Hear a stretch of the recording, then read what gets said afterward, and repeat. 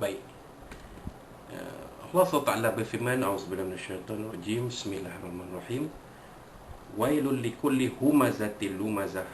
Ayat pertama, kecelakaan besar di tiap pencaci dan pencela.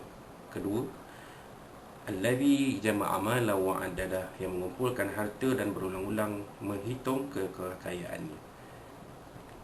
Yahsabu anna malahu akhladah. Ketiga, dia menyangka bahawa hartanya itu dapat mengekalkannya di dunia ini. Ayat keempat, kalla la yubadanna fil hutamah, dan sudahkah kamu tahu tidak, sesungguhnya dia akan dicampakkan ke dalam neraka al-hutamah.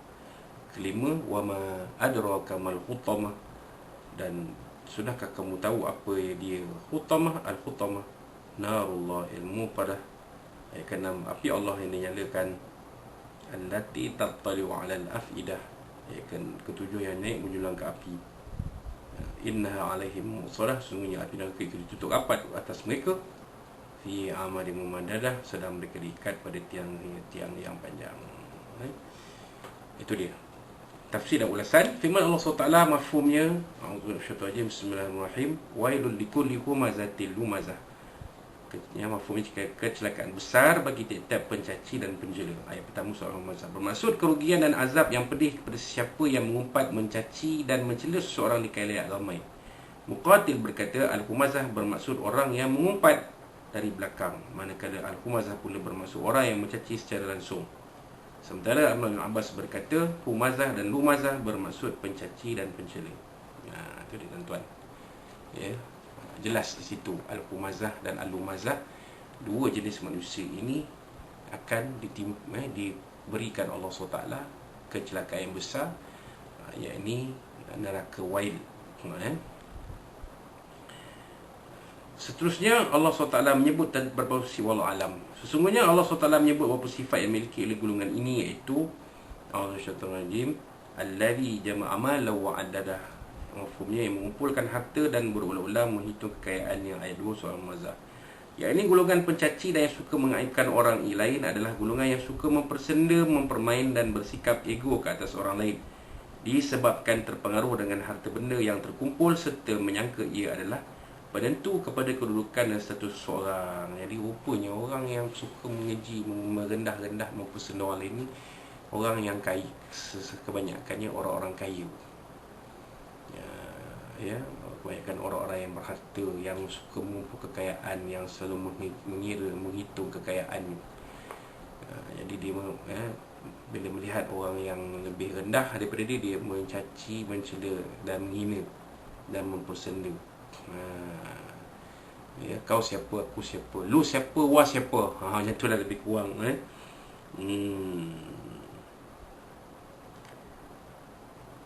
Seperti firman Allah SWT dalam surah Al-Ma'arij ayat 18. Mari kita tengok Al-Quran. Ya, kita baca surah Al-Ma'arij ini, ayat 18 surah Al-Ma'arij. Ya, surah yang ke-70 dalam Al-Quran. Ya, surah yang berada di dalam juzuk 29.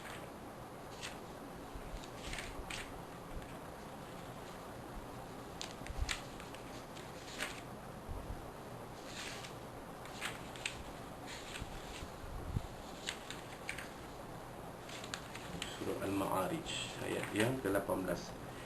A'udzubillahi minasyaitonir rajim. Wa jama'a fa'au'a.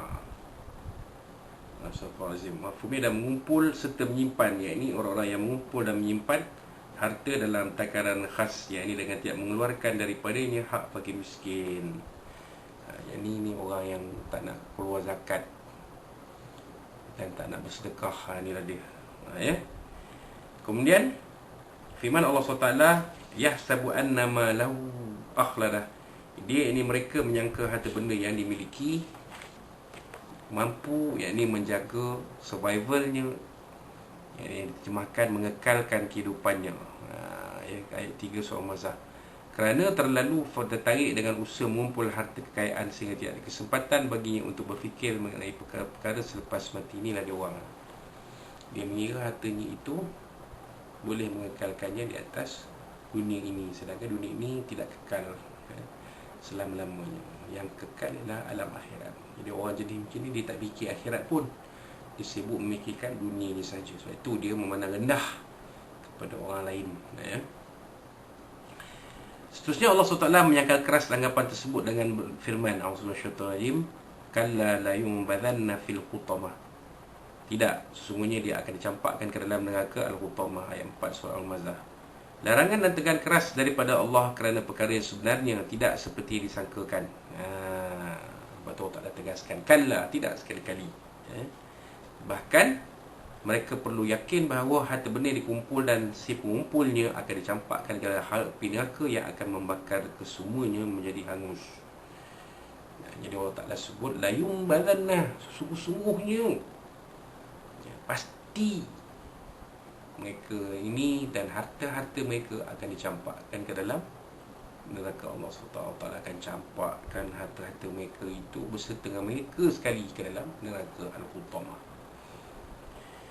Seterusnya Allah SWT membuat ugutan dengan mengemukakan kepada mereka manusia keadaan sebenar api neraka tersebut. Allah SWT berfirman, ya, wa ma adraka mal hutamah, surah Al-Mafhumnya, dan sudahkah kamu tahu apa dia Al-Hutamah, ayat 5 surah Al-Mazah. Apakah kamu tahu tentang neraka dan apakah sebenarnya neraka Al-Hutamah itu? Seolah-olah api neraka tidak dapat ditanggapi oleh akal. Sebenarnya ialah api Allah yang terus bernyala dan berkobar dengan perintah Allah dan tidak akan padam. Sebab itu Allah Ta'ala tanya kepada Nabi SAW, kerana sebelum turun wahyu Al-Quran, manusia tidak mengetahui apa dia itu neraka Al-Hutamah. Neraka disimplifikasikan dengan Al-Hutamah untuk disesuaikan dengan keadaan orang-orang yang ego, angkuh dengan harta kekayaannya dan bersikap sombong terhadap orang lain, di mana neraka Al-Hutamah akan menghancur luluhkan semua benda yang dicampakkan ke dalamnya sehingga tiada sisa-sisa yang tinggal di dalamnya. Itu dia tuan-tuan.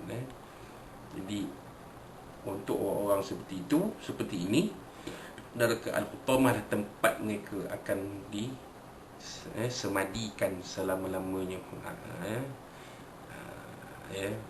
Itulah tempat tinggal mereka selama-lamanya, dan mereka akan dibakar dalam neraka Al-Hutamah ini.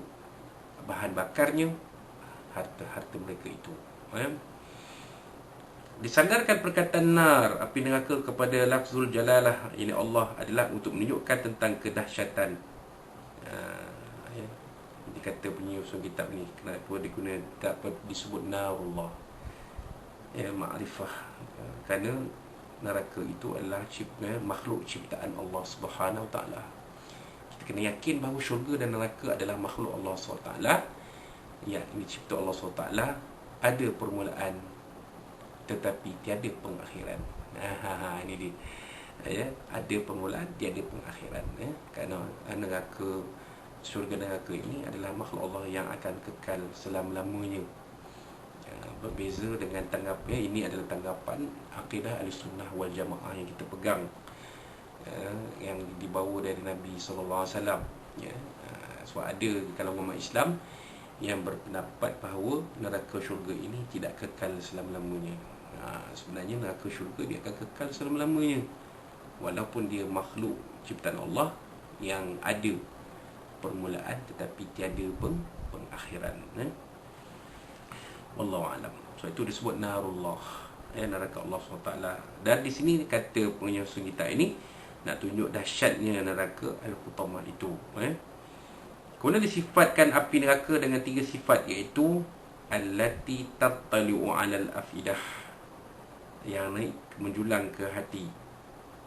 Innaha 'alaihim muqsadah, sungguhnya api neraka itu ditutup rapat atas mereka, fi amadin mumadadah, sedang mereka diikat pada tiang yang panjang. Ayat 7 hingga 9 surah Al-Humazah. Api neraka yang menjulang sampai ke hati dan menutupinya dengan kepanasan yang amat dahsyat serta membakar dalam keadaan mereka hidup.